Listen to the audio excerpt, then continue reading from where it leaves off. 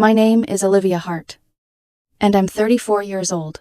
The moment the reservation confirmation appeared on my phone, I already knew exactly how the evening would end. Not because I could predict the future, because I'd lived this family dynamic for nearly 2 decades. Every gathering followed the same script. Someone would make a joke at my expense. Everyone else would laugh. And I would be expected to smile and take it. Frank Hart, my father, was turning 62. The celebration was being held in one of Manhattan's most exclusive private dining rooms, the kind of place where the lighting was designed to flatter wealthy people, and the waiters moved more quietly than librarians. I arrived 10 minutes early. A plain navy suit, a simple leather handbag, and one white envelope. Nothing flashy, nothing expensive looking. Exactly the way I wanted it. The envelope rested in front of my father's seat while I waited. Inside was something that could change the course of his life. If he deserved it. The private room door opened. Frank entered first. Beside him was Claire, my stepmother, 41 years old, owner of a luxury aesthetics clinic, professional social climber, and possibly the most arrogant woman I'd ever met. Her eyes landed on me immediately. That familiar expression appeared. Disappointment, annoyance, disgust. The same look she'd worn for years, whenever anyone reminded her that Frank had another child. Then, she noticed the envelope. Without even sitting down, she picked it up, held it between 2 fingers, tilted her head. Olivia, is this a joke? I didn't answer. She laughed softly. A handmade card. She pushed it back across the table. Hard. The envelope slid across the white tablecloth and bumped against my water glass. Oh my God. She looked at Frank. She's 34. Then back at me. At what age do people stop bringing arts and crafts projects to formal dinners? Frank Sahil. Not at Claire. At me. Claire has a point. Of course she did. In his world. She always did. You could have made more of an effort tonight. Olivia. I folded my hands in my lap. I thought I did. Claire laughed again. No. Sweetheart. A handmade card is what a child gives when she can't afford a real gift. The server nearby pretended not to hear. I noticed him glance away, probably embarrassed on my behalf. The truth? Inside that envelope wasn't a card. And it wasn't cheap. In fact, it had cost me $4 million. But I kept that to myself. Frank adjusted his silk tie. Honestly. Olivia. When are you finally going to build something meaningful with your life? I almost smiled. If only he knew. The room filled slowly. First came Paige, 28 years old. Perfect hair. Designer dress. The confidence of someone who had spent her entire life being told she was special. Behind her came Victor Reynolds, her husband, corporate attorney, 32. Expensive watch, expensive suit, expensive ego. The 4 of them settled into their seats, while I remained exactly where I'd been from the beginning. Quiet, observing, invisible. Which was perfect, because invisible people hear everything. Dinner started with small talk. Claire discussed her clinic. Frank talked about golf. Paige talked about an upcoming charity gala. Victor talked about himself. Mostly himself. Actually, almost entirely himself. The appetizers arrived. Then the wine. Then, another round of casual insults disguised as conversation. Victor leaned back in his chair and studied me. So, Olivia. There it was. My turn. Still working in accounting. I nodded. I am. He smiled. The kind of smile people use before delivering an insult they think is clever. Must be difficult. Difficult. Watching everyone around you build successful careers. Paige laughed immediately. Claire joined her. Frank smirked into his glass. Victor continued. Don't take that the wrong way. I'm trying to help. Of course he was. People like Victor always claimed they were helping. I was speaking with one of our managing partners last week. He crossed his arms confidently. We're expanding our records department. I took a sip of water. That's nice. Data entry. His smile widened. Document filing. Administrative support. The table went quiet. Everyone knew where this was heading. Victor looked directly at me. If you'd like, I could put in a recommendation. Paige gasped dramatically. Oh my God. Victor. That's so generous. Claire nodded approvingly. It really is. Victor continued. Starting pay isn't amazing. He shrugged. Maybe a little above minimum wage. A pause. But it comes with dental. The entire table laughed. Everyone except me. I simply set my glass down. Victor mistook my silence for embarrassment. The same mistake everyone eventually made. Think about it. Olivia. He leaned forward. A real opportunity. Paige reached over and squeezed his arm. Honestly, she'd be lucky to get it. More laughter. Frank shook his head. You've always been too stubborn. Olivia. I looked at him. Have I? Because from where I was sitting, I'd spent most of my life swallowing insults rather than responding to them. But I let him have the moment. The thing about power is that it doesn't need to announce itself. Meanwhile, my phone sat quietly inside my handbag. A message waited on the lock screen. One sentence. Acquisition finalized. Control transferred. 73% voting authority confirmed. The message had arrived less than an hour earlier. Victor had no idea. Neither did anyone else. The attorney currently offering me a minimum wage filing job was, legally speaking, already working for me. I almost felt sorry for him. Almost. The main course arrived. Conversation shifted. Claire began discussing her clinic's latest expansion: Italian marble, private treatment suites, celebrity clients, luxury branding. She spoke as if she had personally invented success. Eventually, she lifted her wine glass. As a matter of fact, today was extraordinary. Frank smiled immediately. Oh, Claire practically glowed. My company closed a funding round this morning. Beige gasped. Victor straightened. Frank looked proud enough to burst. How much? Claire turned dramatically toward me, then answered, $15 million. The table erupted. Congratulations. Amazing. Incredible. Visionary. Every compliment imaginable. I sat quietly, because I knew exactly where that money came from, and exactly who had approved it. Me. The irony was almost painful. Claire spent 5 full minutes bragging about the investment. How elite the investors were. How impressed they had been. How they'd practically begged to work with her. I recognized every detail.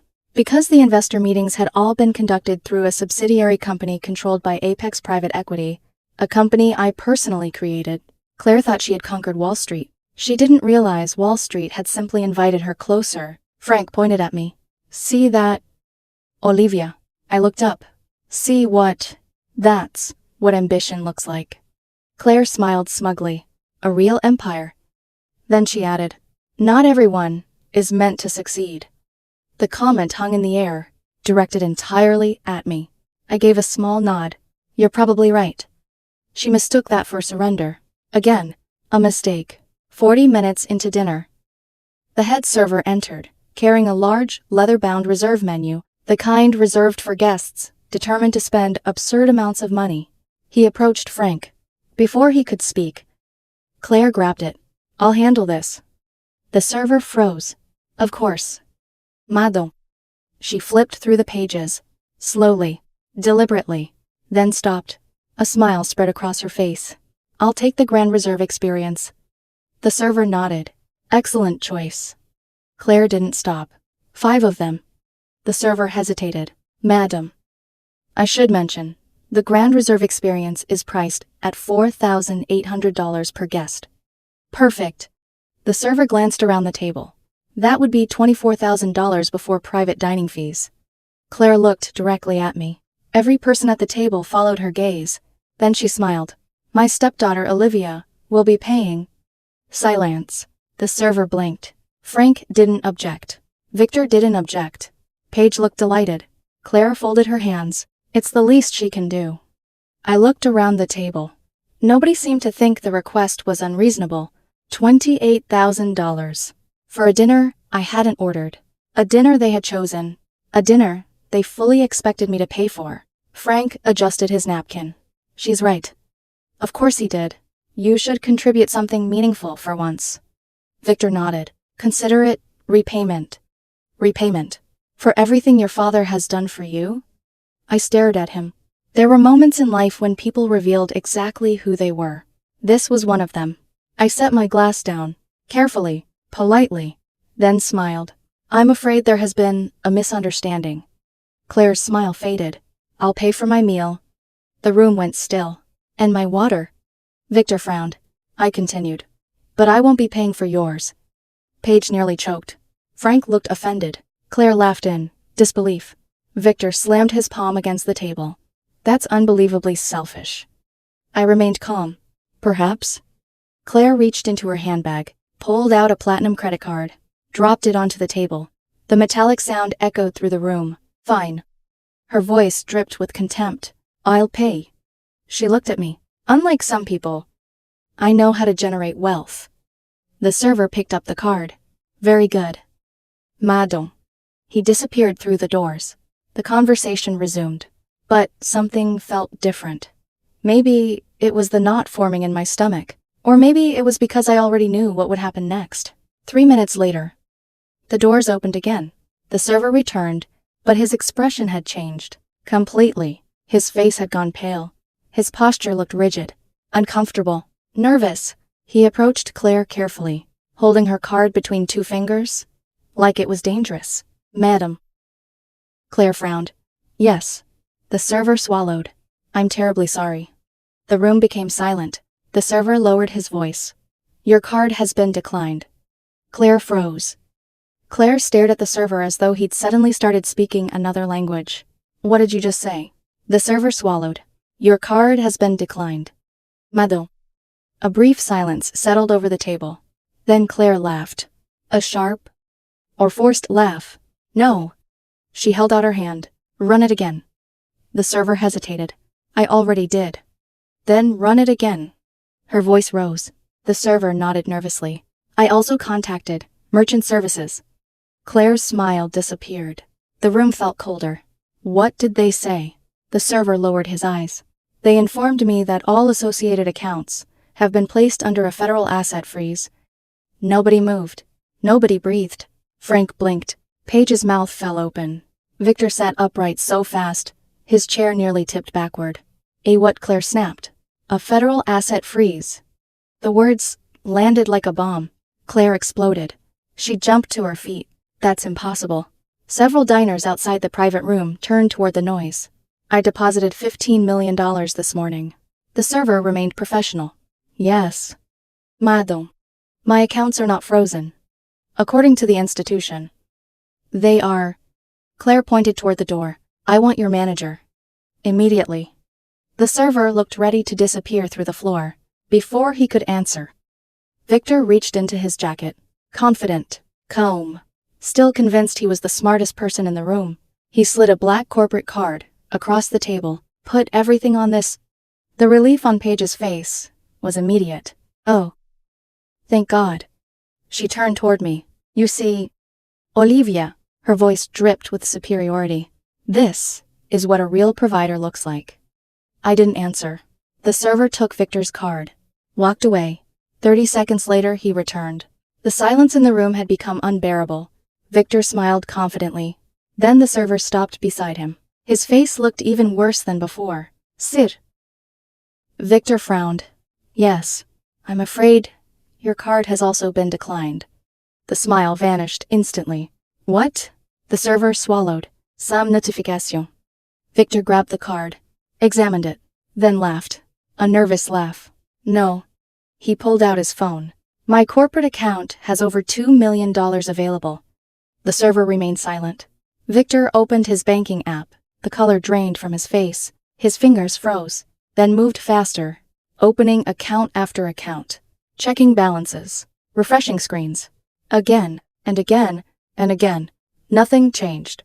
Every account showed restrictions. Frozen, locked, unavailable. Paige grabbed his arm. Victor. No answer. Victor. What's happening? Still nothing. The panic in his eyes answered for him. Around the table, the atmosphere changed completely. Claire was texting investors. Frank was checking his accounts. Paige looked ready to cry, and I calmly continued eating. The sea base was excellent. Finally, Frank looked at me. Really looked at me. For the first time all evening, almost as if he expected me to help. To save them, I simply folded my napkin, set it beside my plate, then reached into my handbag, Victor noticed immediately. His eyes tracked every movement. I ignored him. My hand bypassed my personal wallet, passed several cards, moved toward a hidden compartment, then stopped. Cold titanium, heavy, distinctive. I pulled out a black Centurion card. The room froze. Even before I handed it over, Victor's eyes widened. The attorney in him recognized it immediately. The server accepted it carefully, almost reverently. Please process the full balance under Apex Private Equity. The server looked down, then back at me. Of course. Mom. He hurried away. Nobody spoke, not even Claire. The machine beeped from across the room. A single, cheerful tone.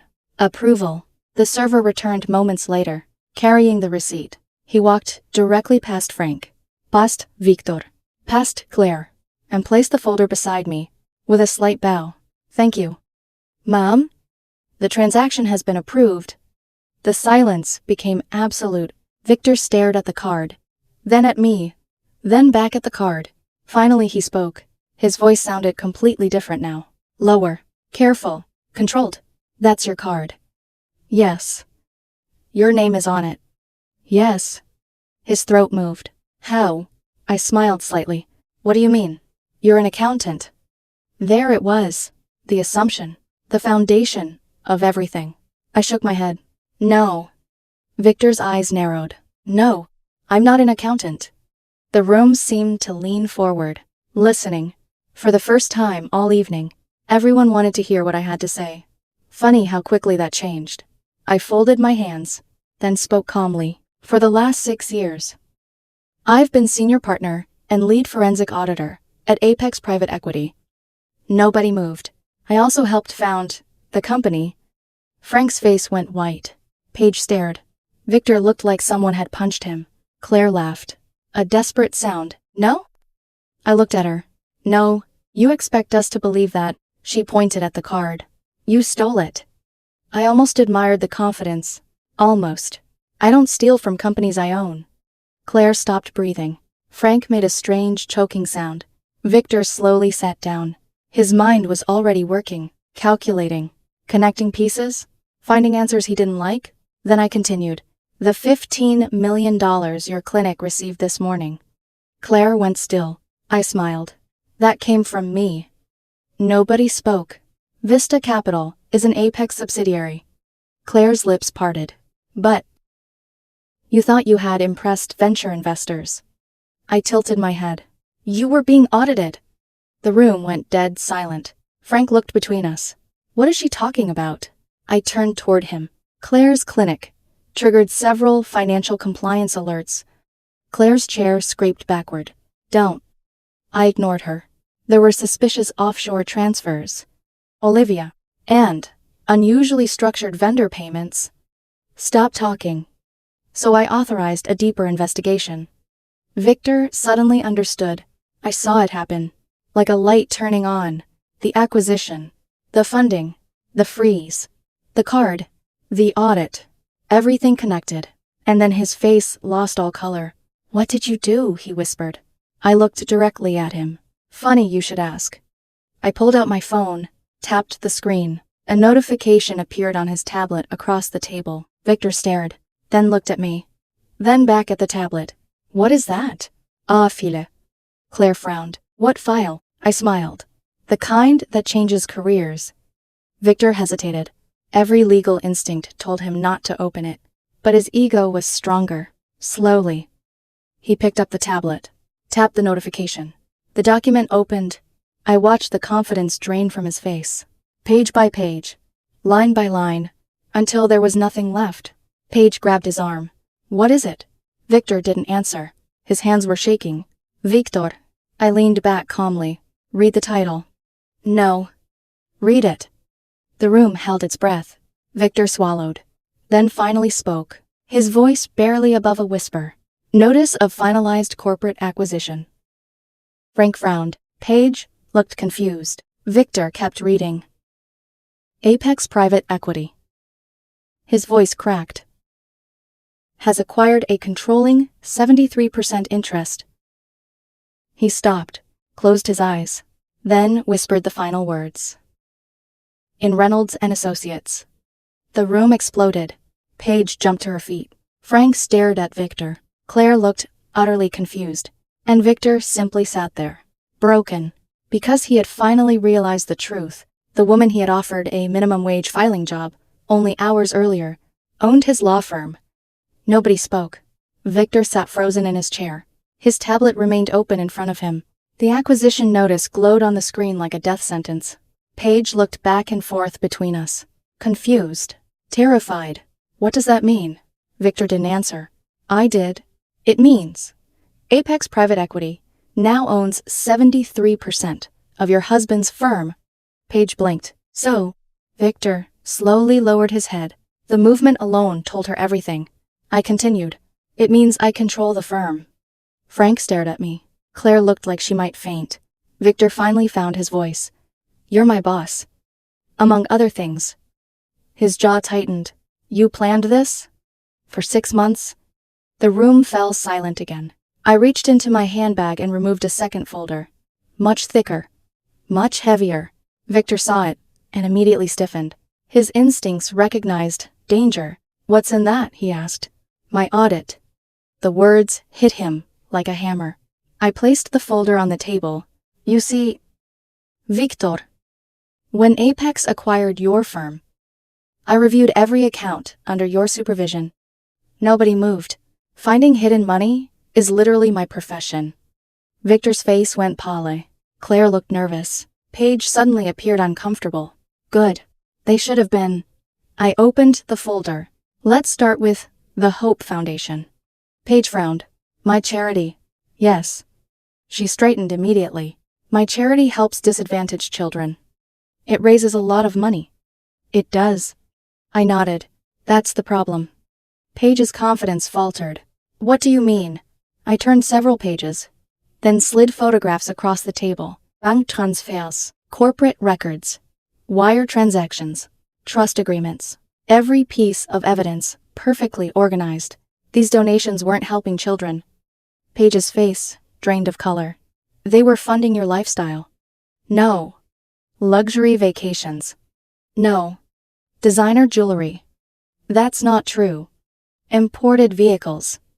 Paige looked at Victor, desperate, waiting for him to save her, waiting for him to explain everything away. Victor couldn't even look at her. The silence was answer enough. Frank stared at his daughter. Disbelief filled his eyes. You stole from a charity? Paige burst into tears. Victor buried his face in his hands. I continued calmly. The IRS takes charity fraud very seriously. Claire suddenly stood. Enough. I looked at her. No. She pointed at me. You've humiliated us long enough. A strange smile touched my lips. You think we're finished? The room became still. I connected my phone to the private dining room display. The giant screen on the wall flickered, then illuminated. A massive financial flowchart appeared. Red lines, black lines, dozens of shell corporations, offshore accounts, fake vendors, forged invoices. Every road led back to one place. Lumiere Aesthetics. Claire's company. The confidence vanished from her face. No. I pointed toward the screen. Those invoices were fake. Claire didn't respond. The vendors never existed. Silence. The Cayman accounts belong to you. Frank slowly turned toward his wife. Claire's hands began shaking. Frank. I kept going. Over 3 years. She drained millions of dollars through fraudulent transactions. Frank looked stunned. That's impossible. It gets worse. I pulled up another document. The room fell silent. These are the mortgages. Frank frowned. What mortgages? Claire closed her eyes. She already knew. The mortgages on the Hampton estate? Frank's face emptied. Slowly, painfully, like someone realizing a nightmare was real. What? I displayed the records. One mortgage, then another, millions of dollars. All against the family property. All signed using forged authorization. Frank looked at Claire. His voice barely worked. You forged my signature. Claire started crying. Frank. Please. You forged my signature. The second time was louder, harder, more dangerous. The room shook with it. I showed him the final documents. The estate has over $4 million in debt. Frank sat motionless, his entire future collapsing in front of him. Then I delivered the final blow. The $15 million Claire received this morning was never meant to save the company. Frank slowly lifted his head. What? It was her escape plan. Claire sobbed. Stop. I ignored her. She intended to move $12 million offshore. Frank stared at her. No. Then declare bankruptcy. No. And leave you responsible for everything. Frank looked as though someone had physically struck him. His entire world shattered in a matter of seconds. You were going to leave me. Claire collapsed into her chair, crying openly. Frank didn't move to comfort her, didn't reach for her, didn't defend her. For the first time in decades, he simply looked at her and saw who she really was. Then I reached into my bag one last time. The white envelope, the same one Claire had mocked earlier, the one she'd called arts and crafts, the one she'd shoved back across the table. I laid it gently in front of Frank. His hands trembled. He opened it. Inside were official documents, county seals, property records, mortgage releases.